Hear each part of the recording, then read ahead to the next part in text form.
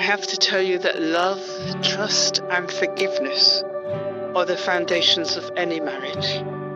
Reaching out to each other as a friend first, but becoming the confidant and the companion that the other one needs is the true beauty of any two people together.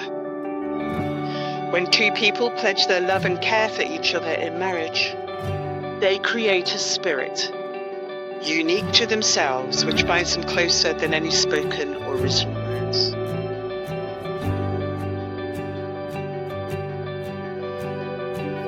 I am honoured today to have given Keisha away at her wedding to Tom. I joined the family when Keisha was 3 years old, and she let me know exactly how I fitted into the equation. Philippa was her mum, and she was fiercely protective of her, especially if I tried to sit next to her on the couch.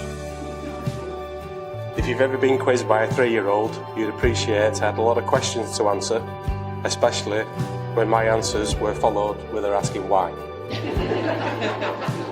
She was very smart and sassy even then, so nothing's changed over the years. She has always known exactly what she wanted, even when she was little. When Keisha met Tom, we were pleased she had found a grounded guy, thoughtful, caring, someone that would take care of her through whatever life throws at her. Someone with a dry wit and sense of humour that make the perfect fit for each other. We knew pretty quickly he was the one for her, and as soon became part of the family, and being able to get away with funny quips to both Keisha and your new mother-in-law is a skill in itself, which I can speak from experience.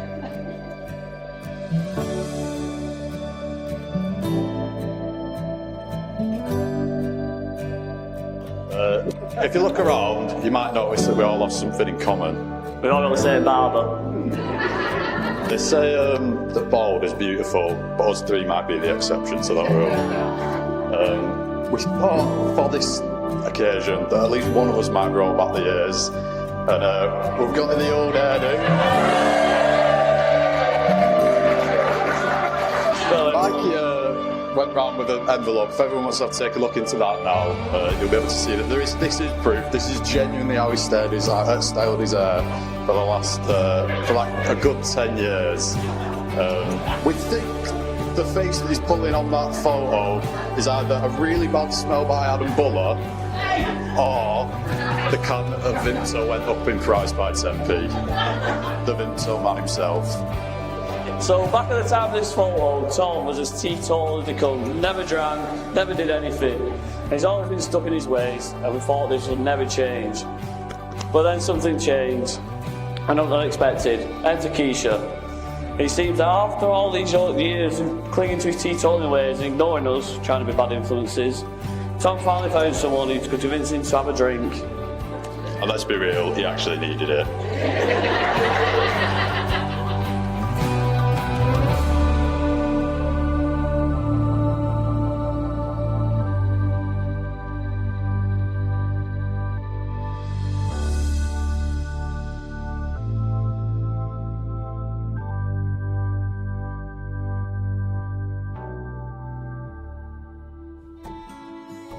Like I said, there was a time in our lives, and I'll be honest, I didn't know if I ever wanted to get married. And I think back now, how stupid I was for thinking that. A, because I was going to pass up on the opportunity to see Keisha in this dress, who looks absolutely amazing. And B, to pass up on the opportunity of experiencing the rest of my life with you.